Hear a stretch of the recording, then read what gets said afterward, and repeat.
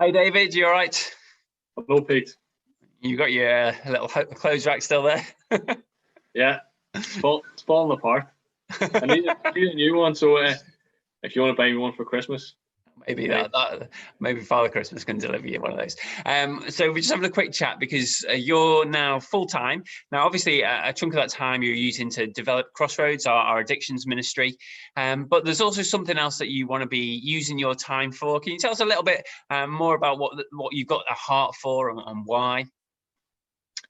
Yeah, so just to meet up with people, particularly just men in the church, to have more intentional conversations about things going on in their life at the moment. So things like a lot of people talk at the moment, they're sort of struggling with sort of pressure and stress, anxiety, maybe secret sins they're having, or particular struggles or issues in their life, and just meeting up and exploring that together, and then looking at how we can apply the Bible to those particular issues. I suppose the reason why I want to do this, I've seen the benefit of it personally in my own life. Just understanding maybe myself better, and sort of my struggles, and applying scriptures really it's made a big change in my own life.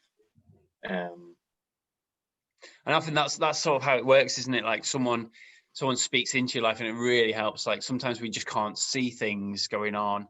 I know sometimes I get snarled up in like thought patterns that are just not helpful, or you just think, oh, I don't know where to go here. And I sort of find as a guy, sometimes I think I need to fix it. And that doesn't help me.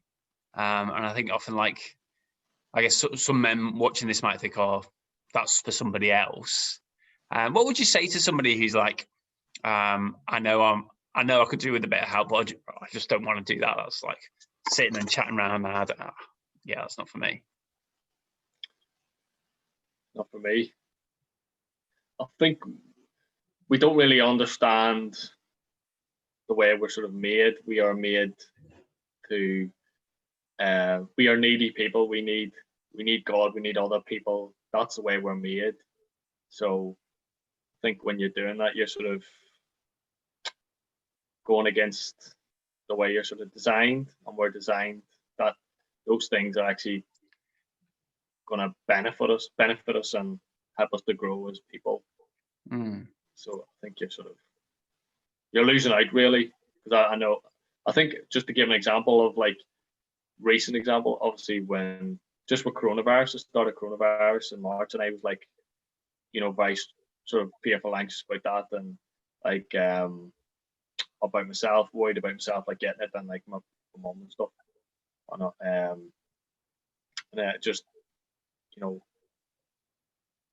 friends in church telling them about that, and like there's a Bible verse in Paul where Paul says, I feared of even on his missionary journey was, he sort of talked about how he feared of even life itself because of he got shipwrecked, and he said this God allowed this so he would not trust in himself but trust in God that raised the dead. And like the person was talking, I was sort of applying that to my particular sort of fears and worries at the time, and that really helped me. And just so I think you're losing out if you don't have those sort of relationships. And And I guess we want to develop those relationships more amongst all the guys in church. And so it might be that you've already got somebody to talk to in that way. We'd encourage you to do that. But if you feel like I would like a little bit more, what exactly are you offering? So what could somebody expect if they say, you know what, I could just do with like a chance just to talk this thing through, or I'm struggling with this and I'd like a bit of help. What would somebody expect? So initially just meeting up, maybe it either could be once a week, every 2 weeks, or maybe once a month, and exploring a particular issue. So we could either do that on Zoom, or we could meet in the church office, and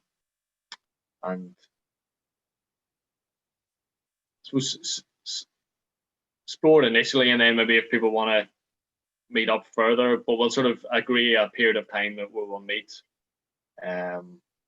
So does that answer your question? Yeah, no, that's great. So it's kind of, we're looking, it could just be a one-off thing, but probably if people have a one-off meet up with you, then they might want to say, oh, you know what, I'd like to keep on doing this, and maybe for a chunk of time, whether that's 4 weeks or meet for once a month for 6 months or whatever it might be, but having some sort of intentional input to sort of work through something in particular and pray it through and hear what the scripture's got to say.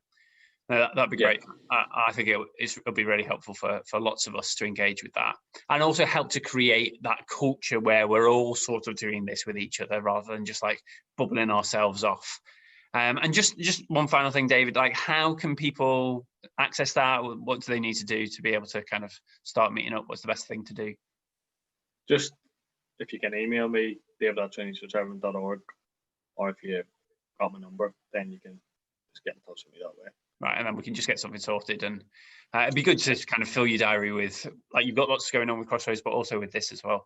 I'd really recommend it. I find it really helpful talking to you about various things in my life. So yeah. Well, thanks very much, David. We'll leave it there. Bye-bye. Bye.